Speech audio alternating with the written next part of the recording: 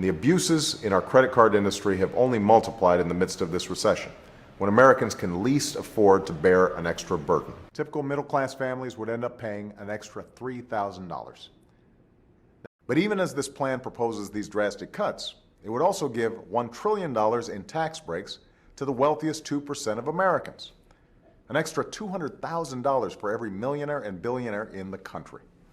That's why my administration has offered men who want to be good fathers a little extra support.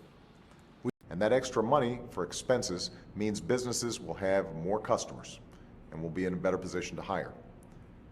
And this year alone, 18 million seniors with Medicare have taken advantage of preventive care benefits like mammograms or other cancer screenings that now come at no extra cost. In our homes to one another. Families offering up extra bedrooms.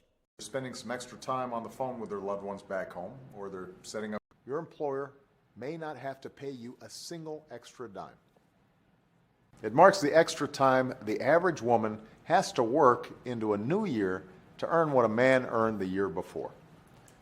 And this week, my Secretary of Education, Arne Duncan, announced a series of commitments to support students who need a little extra academic help getting through college.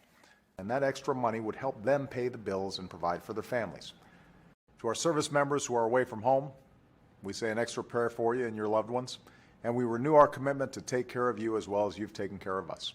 Again, I'm going to take a little extra time to say thank you to Michelle for the remarkable way she does the most important job, being a mom.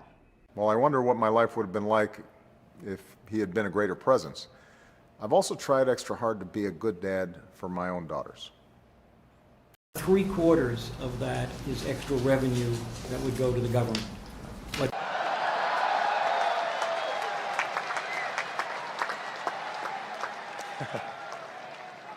I did say minor.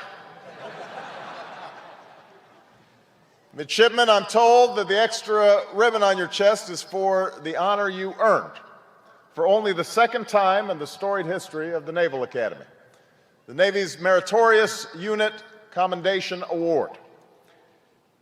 54 million seniors received $250 extra in their Social Security checks.